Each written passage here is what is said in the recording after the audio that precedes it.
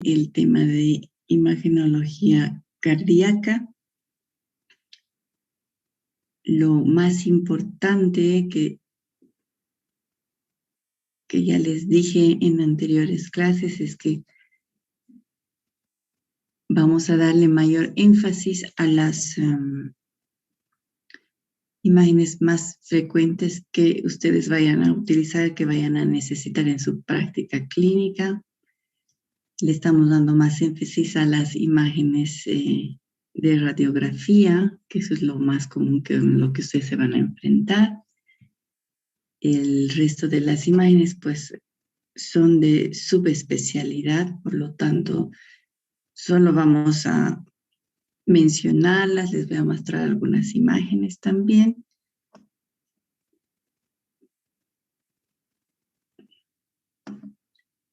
Por lo tanto, el objetivo, pues, es que conozcan los patrones normales en radiología cardíaca, en tórax, especialmente en rayos X, ¿ya? Tanto PA como lateral, que conozcan algunos de los patrones anormales más frecuentes que se pueden ver,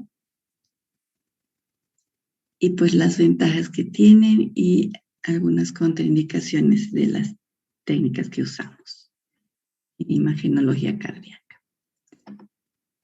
Esta diapositiva ya les mostré en la primera clase, siempre una revisión de la anatomía para recordar la anatomía clásica, que esto lo tienen que repasar ustedes, ¿ya? Para asistir a clase. Tienen aquí una radiografía de tórax, PA de pie, normal, con una imagen cardiomediastínica de aspecto normal. ¿Ya? Recordar que los contornos tanto izquierdo como derecho tienen algunas incurvaciones, ¿no es cierto?, que van a representar elementos anatómicos, el contorno. Acuérdense que esta es una silueta, es la sumación de densidades de las distintas estructuras que se encuentran en el mediastino, ¿ya? Acuérdense que hay un mediastino anterior, un mediastino medio, un mediastino posterior. Por delante del mediastino anterior se encuentra el esternón. Por detrás estamos con la columna, la musculatura, no olvidarse. Y bueno, ¿qué es lo que conforma el contorno izquierdo de la silueta cardíaca? Va a conformar la bajada de la arteria subclavia, ¿ya? Que generalmente es lisa y cóncava. Luego va a venir el contorno del callado aórtico, el contorno izquierdo. Luego viene el contorno, que generalmente no lo vemos, de la arteria pulmonar.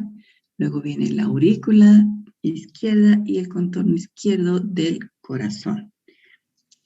Eso es lo que vemos, ¿ya? La subclavia bajando, callado, la pulmonar, que generalmente no la vemos, luego el contorno de la aurícula y el ventrículo derecho. En el lado izquierdo vamos a ver generalmente en la parte superior también la bajada de los grandes vasos del cuello, ¿no es cierto? El tronco innominado, ¿no es cierto?, que da origen a la subclavia derecha y a la carótida común. Y vamos a tener luego una imagen lisa, discretamente convexa, que va a ser el contorno derecho de la porción ascendente de la aorta torácica.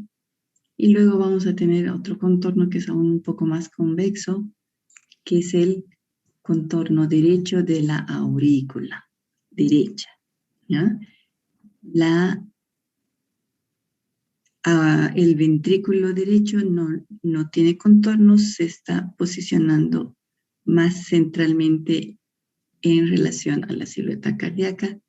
Acuérdense que el corazón tiene una posición o un eje inclinado en 45 grados hacia la izquierda, ¿ya? Esta es una representación de un corte de reconstrucción coronal en una tomografía con contraste. Las mismas estructuras, ¿no es cierto? Para recordar, también podemos ver en este lado a la vena cava, bajando aquí a la vena cava inferior, cuando la aorta está un poco elongada o está dilatada, este contorno va a sobrepasar el contorno de la vena cava superior y va a producir un ensanchamiento del mediastino. No olvidarse que existe el timo en los niños, que va a modificar y va a determinar también un ensanchamiento de la silueta a nivel del mediastino superior. Tenemos aquí, este es el callado de la aorta, la arteria pulmonar, la aurícula y la auriculilla izquierda, ventrículo izquierdo, y lo propio aquí, la aurícula derecha, donde desemboca la cava superior. Bien.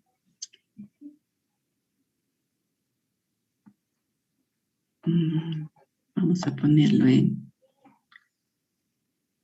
eso.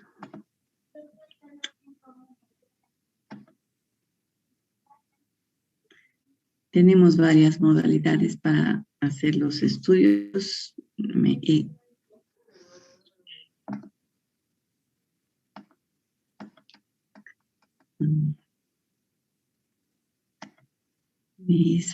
salido de la diapositiva. Ahorita retornamos.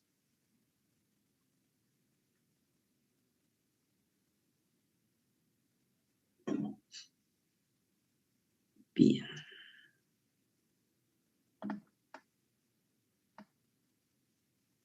Estamos aquí.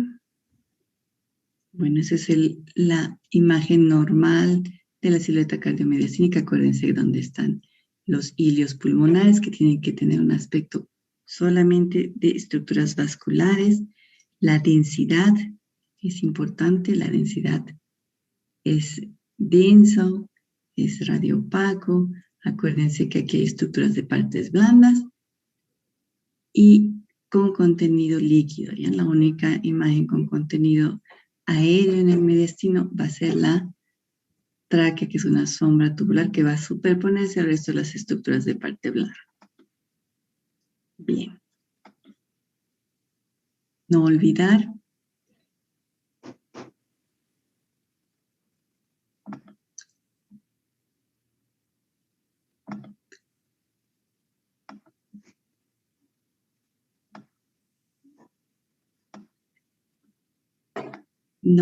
chicos, que están los ilios pulmonares a cada lado a nivel del tercio medio de cada campo pulmonar en la situación paramediastínica, adyacentes al lado. El ilio pulmonar izquierdo es más bajo es más alto porque pasa el bronquio por encima de la arteria pulmonar. El ilio pulmonar derecho es un poco más bajo. El trayecto del bronquio para el lóbulo pulmonar derecho es más verticalizado por este motivo. Y acuérdense, el tamaño normal de los ilios es importante tenerlo en cuenta también. El tamaño normal de un ilio en diámetro transversal no debe superar si el diámetro transversal a este mismo nivel del campo pulmonar. Dividimos en 3 partes este diámetro transversal del pulmonar y el tercio interno tiene que estar ocupado por el ilio, no más que eso. ¿Ya? Dividimos en 3 el diámetro de este campo y el ilio no debe superar el tercio interno. ¿Ya? Bien. Recordar entonces, vamos allá un poquito a la valoración radiológica de la silueta cardíaca normal. Hemos hablado de la morfología, hemos hablado de los contornos del corazón, hemos hablado de la densidad y hemos hablado de la posición 45 grados hacia la izquierda con el ápice inclinado en 45 grados, ¿no es cierto? Y ahora una cuarta característica pues es el tamaño, que es muy importante de valorar, ¿ya? El tamaño del corazón en las imágenes de rayos X, nosotros para valorar el tamaño cardíaco vamos a utilizar el índice cardiotorácico, en el cual nosotros trazamos una línea por encima de las apófisis espinosas, en la línea media. Si es que está en una radiografía bien tomada, donde no hay rotación, tenemos que fijarnos que las cabezas de ambas clavículas estén equidistantes a la línea que vamos a trazar por encima de las apófisis espinosas, ¿no es cierto? Si no hay rotación, entonces procedemos a hacer el índice cardiotorácico que nos va a determinar si hay cardiomegalia o no. Trazamos la línea vertical y luego vamos a trazar el diámetro máximo transversal de la silueta cardíaca. Sabemos que la silueta cardíaca tiene una morfología asimétrica, por lo tanto vamos a tomar vamos a dividir en dos segmentos el diámetro máximo en la silueta del lado, en la hemisilueta del lado derecho y el diámetro máximo de la hemisilueta del lado izquierdo. Vamos a sumar y ese va a ser el diámetro máximo total transversal de la silueta cardíaca. La sumatoria de esto no debe superar la mitad del diámetro total de la caja torácica medida desde el contorno interno de las estructuras costales. ¿Ya? En la radiografía lateral, lo propio, sabemos que el corazón ocupa el mediastino anterior y no debe superar el contorno posterior del corazón, que está representado por la aurícula izquierda, no debe superar la mitad del espacio pulmonar que vemos aquí. Siempre tiene que haber un espacio triangular detrás entre el contorno posterior del corazón y el contorno anterior de la columna vertebral. Radiolúcido en este lugar se va a encontrar, o se proyecta, aunque no se vea, la vena cava inferior, que no la vemos. Cualquier aumento de densidad a este nivel es patología. Si es aumento de densidad por mayor convexidad del contorno cardíaco, es patología probablemente de origen cardíaco, o puede ser patología de otro origen. Bien. Los cilios pulmonares, ya hemos hablado de los cilios pulmonares que no deben superar el tercio del diámetro transversal del campo pulmonar y no deben superar tampoco el tercio del diámetro longitudinal de cada campo pulmonar. Bien. Después tenemos la morfología, que es de aspecto vascular, ramificaciones, siempre que con imágenes tubulares que se ramifican del centro hacia la periferia, imágenes tubulares que disminuyen de calibre gradualmente también del centro hacia la periferia. Por topografía, vamos a tener que la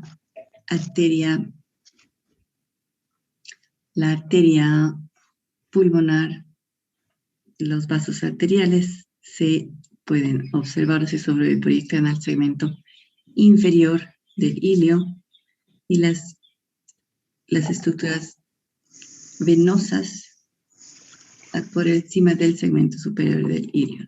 De todas maneras, para distinguir, sabemos que hay estructuras venosas en todo y arteriales en todo el campo pulmonar, ¿no es cierto? Entonces, las estructuras arteriales en general tienen un trayecto más vertical y las estructuras venosas en general tienen un trayecto más horizontal. Acuérdense, el origen de las estructuras venosas que desembocan en la aurícula derecha, que tienen un trayecto que son dos venas pulmonares superiores y dos venas pulmonares inferiores, van a tener un trayecto a nivel de origen prácticamente horizontal, mientras que las estructuras arteriales van a ir hacia van a tener una curvatura y una inclinación hacia caudal. ¿Ya? Y eso le da cierto tipo de tendencia direccional a sus ramificaciones. ¿Ya? Hilios pulmonares normales, aspecto vascular, densidad de vasos, que es blancos, aspecto tubular ramificado, morfología habitual, posición, que ya hemos hablado de la posición, y morfología, que también ya hemos hablado de la posición. Tenemos que analizar siempre esas 4 características en cualquier elemento anatómico que nosotros vayamos a evaluar para ver si está normal o no. Bien, este es el aspecto normal del corazón en rayos X simple, ¿no es cierto? Esto es lo que vamos a tratar de darle mayor énfasis, pero acuérdense que en el resto de las modalidades en las cuales también vamos a valorar el corazón, el plano de evaluación anatómica por imagen va a ser generalmente el principal plano, va a ser el axial. Por lo tanto, tenemos que adecuarnos y habituarnos a evaluar el corazón en plano axial en las otras modalidades y adecuarnos a ver en qué posición están sus estructuras en relación al plano axial. ¿Bien? La radiografía de tórax es el primer estudio que uno tiene que utilizar cuando queremos hacer una evaluación imagenológica del corazón. Es el primer estudio indicado, pese a que no es el más sensible ni el más específico, porque sabemos que hay una superposición de estructuras de todo tipo en el mediastino. Por lo tanto, sin embargo, nos va a dar un primer pantallazo de que algo puede estar pasando en el corazón.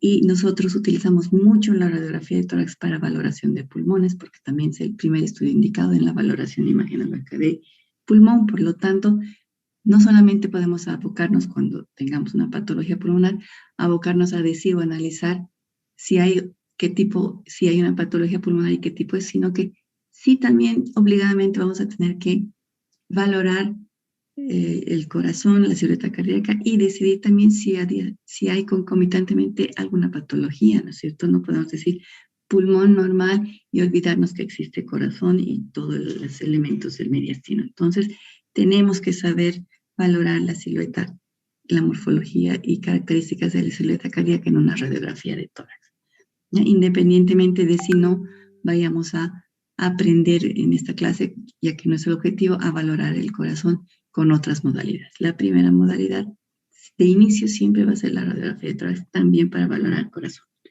Por lo tanto, es importante esta clase, chicos.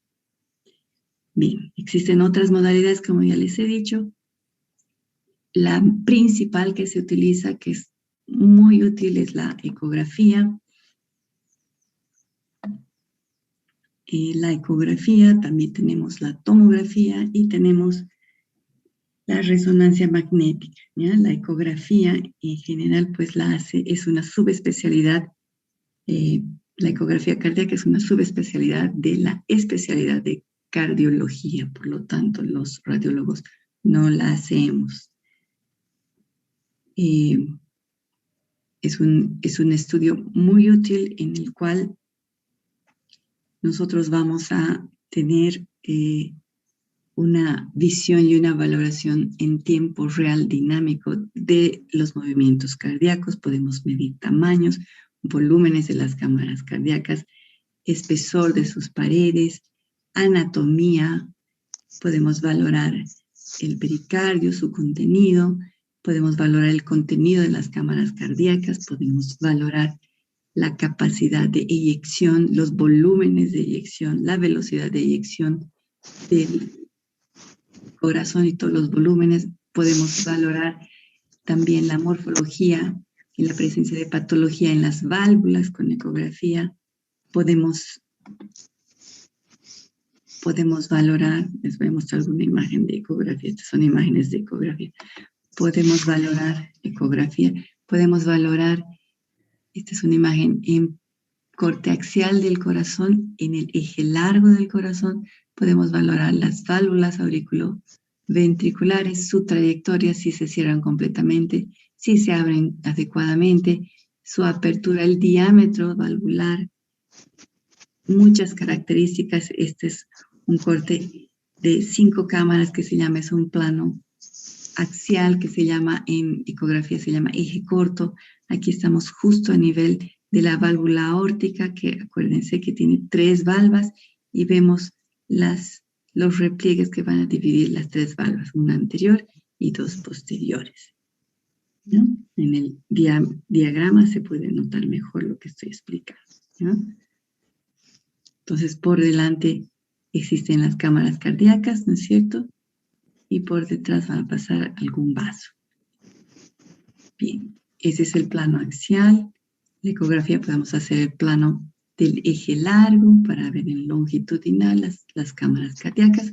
Podemos hacer el eje corto, que es el eje coronal, y podemos hacer el eje axial, que les he dicho que es para valoración de el tabique interventricular, la presencia de defectos interauriculares, las válvulas, etc. ¿Ya?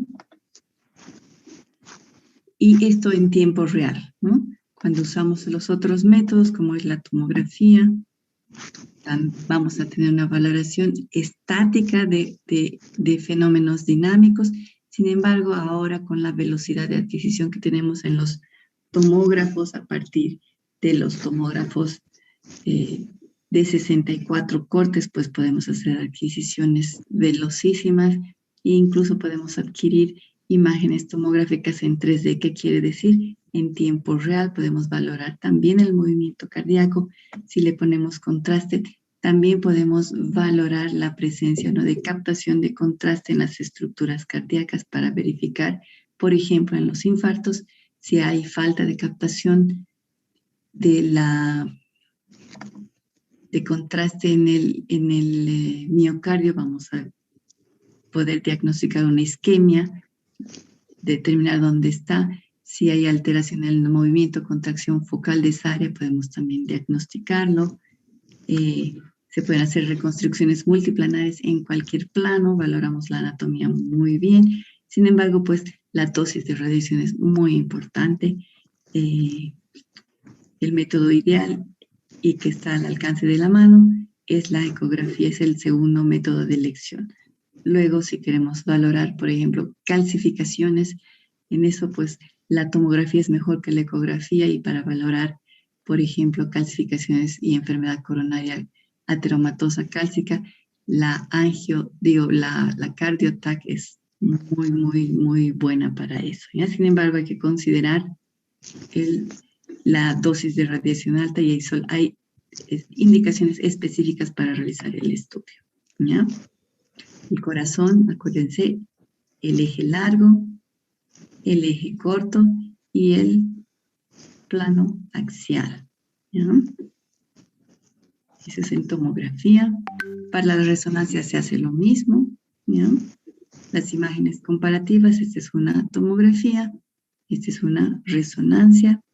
Tenemos que aprender a valorar ciertas señales.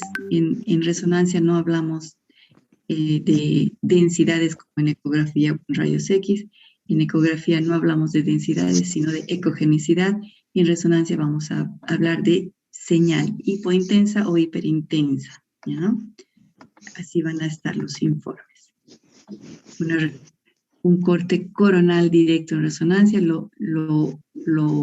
La ventaja de la resonancia es que podemos adquirir cortes en cualquier plano, cortes directos. No es como en la tomografía, que siempre el plano de adquisición va a ser el axial. En la resonancia podemos adquirir cualquier plano, ya sea oblicuo, coronal, transversal.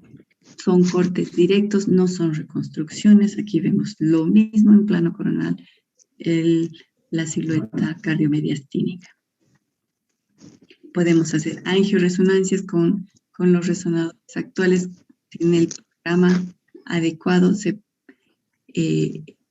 pueden también valorar flujos y todas las cosas, todos los parámetros que son necesarios, volumétricos, de la evaluación de la bomba cardíaca. Sin embargo, para la valoración del corazón en imágenes tanto de tomografía y de resonancia, es una subespecialidad que la hacemos los radiólogos, no la hacen los cardiólogos. La CardioTac y la resonancia cardíaca la lectura la hace el radiólogo. Bien, ahora que hemos visto un poquito de los estudios que se hacen, un poquito de anatomía normal, vamos a ver los principales, vamos a ver algunas imágenes patológicas.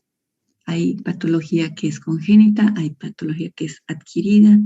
El espectro que podemos tener es grande. Yo he escogido algunas de las imágenes más frecuentes para que sepan reconocerlas. Si nosotros, y vuelvo a repetir, no me canso de repetirles, chicos, si nosotros tenemos adecuado conocimiento y dominio de la silueta cardíaca normal en rayos X, es fácil. Si sabemos lo normal, vamos a detectar la patología. Aunque no sepamos qué es, vamos a decir, este contorno no es normal, este contorno parece que es la aorta, o este contorno es el sitio de proyección de la vena cava, este contorno es el sitio de proyección del ventrículo derecho. Algo está pasando ahí.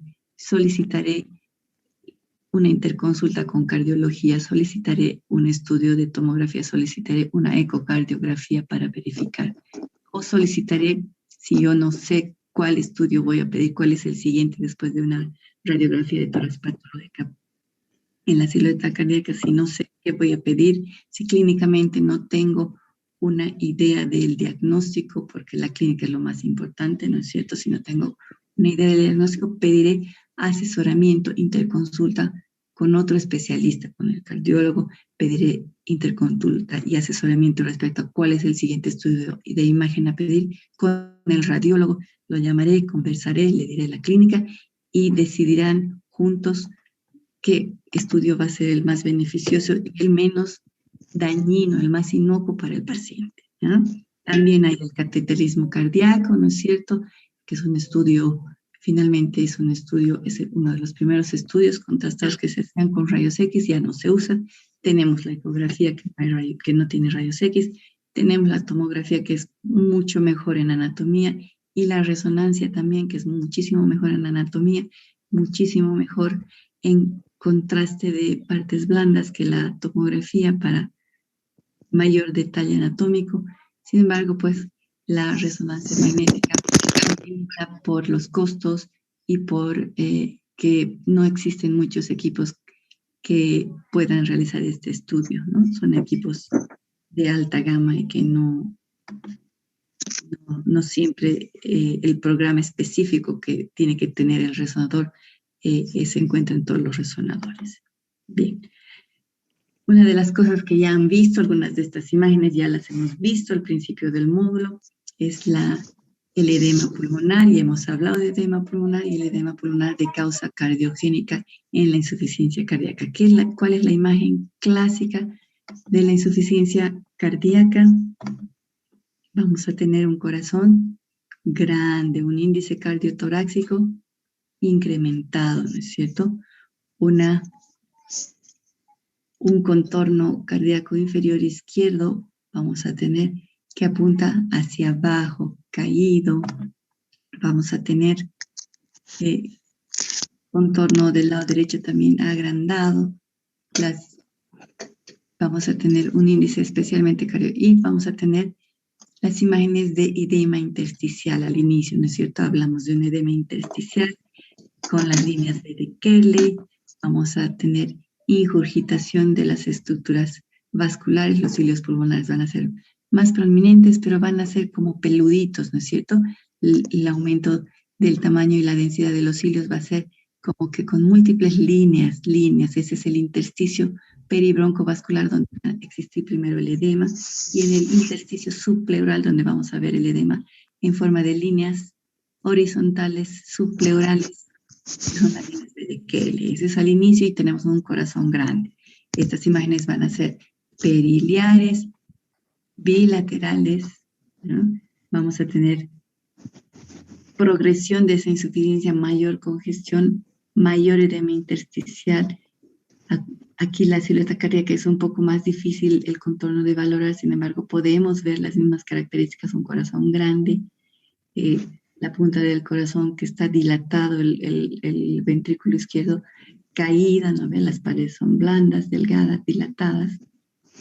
Y aquí ya el edema ha progresado, ya no es solamente un edema intersticial, bilateral con hilios grandes y peludos, sino que ya es un edema que ha llegado también a ocupar el espacio aéreo alveolar, y vemos la típica, que es mucho más extenso, y vemos la típica imagen de alas de mariposa y el derrame pleural típico también bilateral en la insuficiencia cardíaca y el edema pulmonar de causa cardiogénica. Bien, chicos. Alguien está con su micrófono encendido. Si pudiera, por favor, apagar lo que me está dando ruido, por favor, en el fondo. Gracias. Bien, chicos. Entonces, no olvidarse la progresión y de los cambios que pueden haber en la insuficiencia cardíaca. ¿Ya? Este es un corazón dilatado, insuficiente. Bien. Una imagen también de incremento del tamaño del corazón. El índice cardíaco está muy aumentado. Los contornos cardíacos también se han hecho menos notorios. Los hilios pulmonares casi no se ven, están escondidos y sobrepuestos con el contorno cardíaco, tanto derecho como izquierdo. Hay dilatación de ambos ventrículos. Hay aumento también del tamaño de la aurícula derecha, ¿ya? Y esta es una miocardia. Aquí no hay edema pulmonar, no hay todavía insuficiencia cardíaca congestiva. Los pulmones están limpios. Este se llama el corazón bovino. Y pues cualquier momento empieza a fallar esto y va a haber insuficiencia cardíaca congestiva, ¿no es cierto? ¿En qué pacientes vemos esto lo más frecuentemente? En los pacientes con Chagas, ¿no es cierto? Los pacientes chagásicos con miocardiopatía chagásica. Así se pueden ver los corazones de los pacientes. Bien, ya hemos visto esta diapositiva y vamos a ver otra imagen de aumento de tamaño del corazón. En este caso, fíjense bien cómo la imagen, aquí se han perdido por completo las curvaturas, los contornos curveados, las distintas curvaturas de los contornos cardíacos se han vuelto rectas, como en una tienda de campaña. Imagen en tienda de campaña, se describe esta morfología de la silueta cardíaca. Y esto es porque hay derrame pericárdico. Aquí vemos una tomografía y vemos cómo el pericardio parietal del visceral está separado por líquido, ¿ya? Líquido aquí, ¿ya? Es una imagen como de un sándwich, ¿no es cierto? Aquí tenemos otro ejemplo, otro paciente, corazón grande, le hacen una tomografía para ver qué está pasando, imagen en tienda de campaña, le hacen una tomografía y ven que hay aumento del líquido separando las dos hojas del pericardio, ¿ya? Vemos aquí la tomografía en plano axial, imagen en tiendas de campaña, cardiomegalia y borramiento de las curvaturas habituales. Cambio de morfología, cambio de tamaño. Bien. Hemos hablado de las principales imágenes de cardiopatía adquirida y vamos a pasar a ver algunas imágenes de cardiopatías congénitas, ¿ya? Les voy a mostrar yo algunas imágenes. Acuérdense que las cardiopatías siempre van a llevar a una falla cardíaca dependiendo de la importancia y de la gravedad de la lesión, ¿no es cierto? Hay lesiones que pueden ser, que pueden alterar levemente el funcionamiento cardíaco y hay alteraciones que pueden alterar e influir muy grandemente desde el inicio, desde el nacimiento, el funcionamiento cardíaco. Por lo tanto, van a ver una gama, una escala de morfologías dependiendo en qué etapa de progresión de la enfermedad estamos. Ya todas las enfermedades o las alteraciones congénitas van a llevar a una falla de la bomba cardíaca, ya sea del corazón izquierdo o corazón derecho, y eso es lo que va a influir en el aspecto. Ya las cardiopatías congénitas van a ser pues en relación a alteraciones congénitas en la morfología de las estructuras cardíacas o de los vasos que salen del corazón. ¿Ya? Estas son todas de nacimiento, por ejemplo, la estenosis subaórtica a nivel inmediatamente por debajo del origen de la válvula, de la localización de la válvula aórtica. Va a haber una estenosis en el origen, por lo tanto, la aorta va a ser de menor calibre, por lo tanto, el mediastino superior, que es donde representamos a los grandes vasos, va a estar disminuido de diámetro, va a ser un pedículo vascular estrecho. ¿Qué más vamos a tener? Acuérdense que la aorta se origina más o menos en este sitio de proyección, está la válvula aórtica, y la aorta ascendente va desde el lado, desde la izquierda hacia la derecha va a ascender, la porción ascendente va a ir así y hacia arriba, y luego va a hacer una curvatura, el callado, y va a volver a la parte descendente a descender, y va a irse hacia el lado izquierdo. Por lo tanto, la porción ascendente, que es la que va a estar muy disminuida de calibre, no va a formar ningún contorno aquí, ¿ya? Un corazón que por esta estenosis valvular vamos a tener un ventrículo izquierdo agrandado, o puede ser primero hipertrófico y después, dependiendo del tiempo de la evolución de la enfermedad y de la gravedad de la estenosis, vamos a tener un ventrículo hipertrófico porque tiene que trabajar mucho tratando de vencer esa estenosis para mandar la sangre al cuerpo. O vamos a tener un ventrículo que ya se cansó y se empieza a dilatar, un ventrículo que ya no tiene mucha fuerza, y vamos a ver cambios y alteraciones de insuficiencia cardíaca, ¿no es cierto? También en los vasos pulmonares por congestión, que ya lo hemos visto anteriormente, pero eso ya es una cosa secundaria. Entonces, ventrículo izquierdo grande, pedículo o mediastino superior estrecho, y ausencia del contorno de la aorta ascendente. La tetralogía de Fallot es una cardiopatía o una malformación cardíaca congénita que no es muy frecuente, pero sin embargo es la más frecuente de las cardiopatías congénitas que produce cianosis al nacimiento.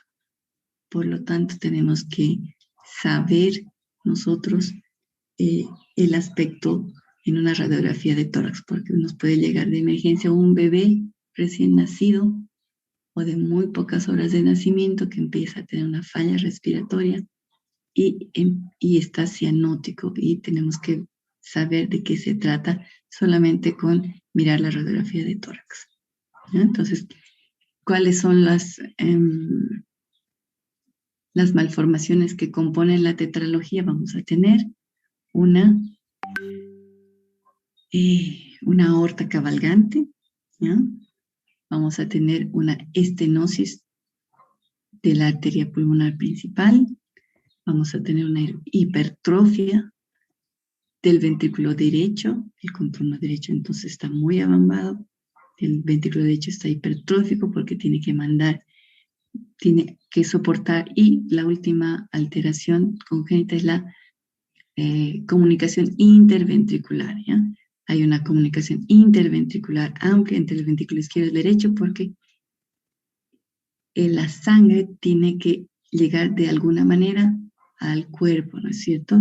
Entonces, sabemos que las presiones en el lado izquierdo son mayores que en el lado derecho, pero tiene que luchar contra esas presiones el ventrículo derecho, además de que tiene que luchar contra una estenosis de la pulmonar. Entonces, por lo tanto, las cavidades cardíacas derechas, el ventrículo derecho se hipertrofia porque necesita mucha fuerza, porque está trabajando con presiones del ventrículo izquierdo, está trabajando contra la presión de una estenosis pulmonar para expulsar sangre. La aurícula también, secundariamente, la aurícula derecha se va a dilatar porque tiene que trabajar también con presiones muy altas para poder hacer pasar la sangre, impulsar la sangre desde la aurícula hacia el ventrículo, ¿ya? Entonces vemos la típica imagen de una botita. Esa es la imagen típica de la tetralogía de Fallot. El mediastino superior va a estar ensanchado, la circulación pulmonar, los vasos pulmonares van a estar disminuidos, ¿ya? y pueden haber pues las complicaciones de la insuficiencia que ya hemos visto del corazón, de la insuficiencia cardíaca congestiva, ¿ya? Entonces, por el crecimiento del ventrículo derecho, se va a elevar el ápex cardíaco y eso le va a dar la forma típica de la gotita, ¿ya? Bien. La coartación aórtica, este sí es una malformación congénita que es bastante frecuente de ver. Muchas veces pasa desapercibida sintomática porque la estenosis que se produce es leve, sin embargo puede llevar a una insuficiencia cardíaca con el tiempo por las altas presiones que tiene que manejar el corazón izquierdo para llevar la sangre hacia el cuerpo, ¿ya? Aquí, generalmente la coartación o la estenosis se produce en el segmento descendente proximal de la aorta torácica y distal al origen de la subclavia. ¿Qué va a pasar? El ventrículo, el corazón también va a sufrir los efectos de la alta presión, el alto trabajo que tiene que hacer para mandar y poder impulsar a través de un área estenótica la sangre. Por lo tanto, el ventrículo izquierdo se va a hipertrofiar. Con el tiempo puede hasta dilatarse y hacerse insuficiente, pero al principio lo que vamos a tener es un ventrículo izquierdo grande por hipertrofia, ¿ya? Un ventrículo grande, hipertrófico. Vamos a tener un pedículo o un mediastino superior estrecho. ¿Por qué? Porque la aorta, después de la coartación de la estenosis, puede ser de menor calibre. Por lo tanto, el contorno convexo del botón aórtico, del callado aórtico, no va a estar presente. Más bien vamos a tener una incisura que la llamamos la típica imagen en 3, el número 3. Aquí tenemos otras imágenes, esta es otra radiografía, en la cual vemos cómo aquí tenemos, en vez del contorno derecho de la aorta, perdón, izquierdo de la aorta descendente que sea recto, rectilíneo, vamos a tener una incisura en el área donde está la coartación. Otro signo que podemos ver en la radiografía lateral es el signo de la callado aórtico ausente. El callado ausente. Aquí vemos una radiografía normal donde podemos ver todo el trayecto de la aorta ascendente, callado, y la aorta descendente. La aorta descendente con un calibre continuo. Y aquí no logramos ver esa sombra vascular que está por encima del bronquio, que es el callado y la aorta, ¿ya? Entonces este es el signo de la aorta escondida. Este es lo normal en una proyección lateral que tenemos que ver, y esto es patológico, no logramos verlo, ¿ya? Aquí tenemos el signo del 3 con la incisura en el contorno cardíaco izquierdo, el ventrículo izquierdo contorno aumentado, a expensas del ventrículo izquierdo, el ápex cardíaco levantado. Generalmente el ápex cardíaco se levanta y no está caído cuando hay hipertrofia, y se cae el ápex cuando hay dilatación, porque es flácida esa musculatura, muy delgada, ¿ya?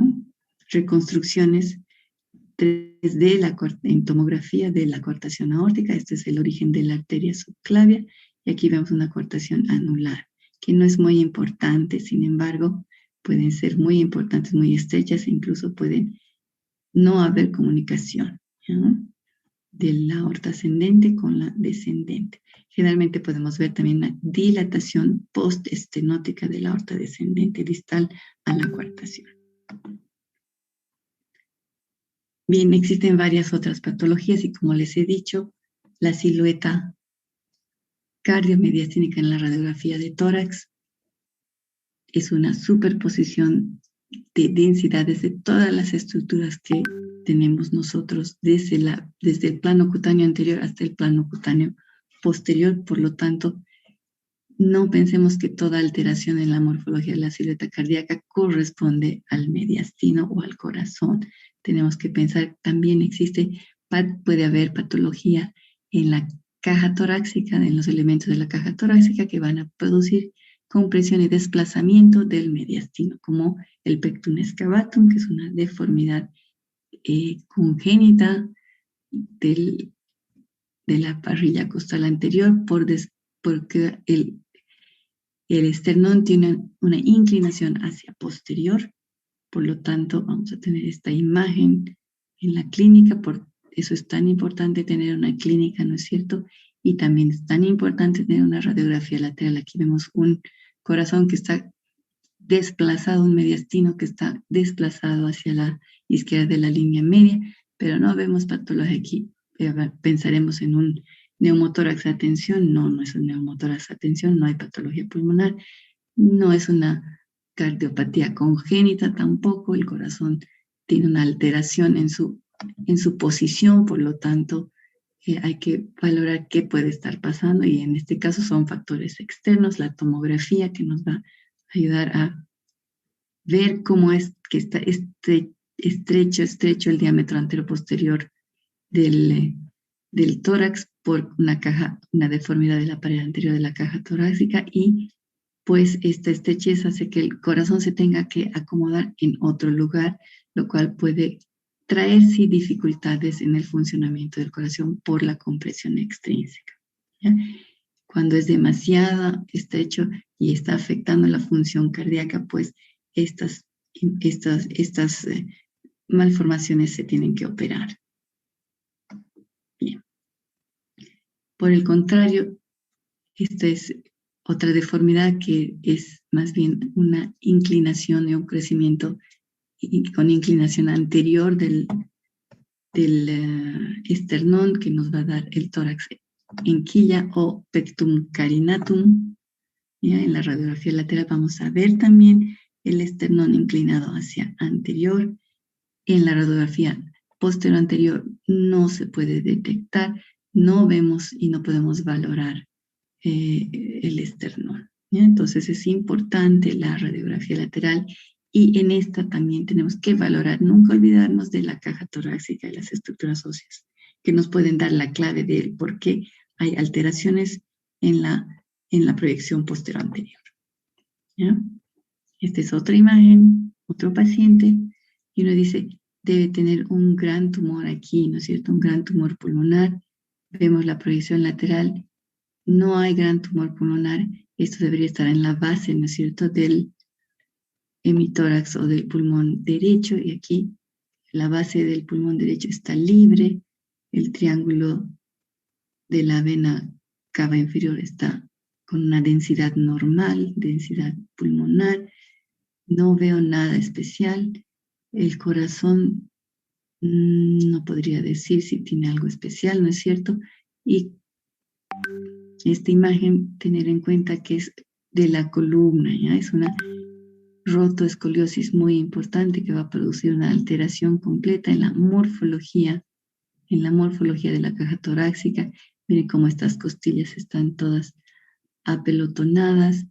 El corazón está, aunque no pareciera grande, no tiene la morfología habitual porque está girado. El diafragma no tiene la morfología habitual, ¿no? Entonces, acuérdense que la morfología de la caja torácica, las alteraciones morfológicas pueden traer también alteraciones posicionales o por compresión de los elementos intratorácicos. No olvidarse nunca de que pues necesitamos, para una valoración adecuada, siempre el set de 2 proyecciones, ¿ya? Este es un cuadrito que lo tengo desde hace bastante tiempo, de la Sociedad de la Sociedad de Neumología, de Pediatría, y que es un algoritmo de cómo vamos a empezar la evaluación imagenológica en tórax. Siempre primero la radiografía de tórax, es nuestro primer estudio siempre, y luego vamos a decidir, de acuerdo a los hallazgos, cuál es el siguiente paso a seguir, dependiendo de si hallamos qué tipo de hallazgo tengamos en la radiografía de tórax, y siempre dependiendo de la clínica del paciente. No nos olvidemos que también hay alternativas como la broncoscopía, que nos va a ayudar mucho en el diagnóstico y es un método que se puede usar y está a la mano. Aquí hay un árbol de qué estudios son mejores para qué tipo de valoración, para valorar qué cosas. Entonces, ahí se los dejo, chicos, para que lo tengan a mano, un chanchullo de qué cosa tienen que pedir para qué tipo de, o para evaluar qué tipo de estructura. ¿Ya? Bien, chicos, con eso hemos terminado el módulo de tórax. Si hay alguna pregunta. Si no hay preguntas, chicos.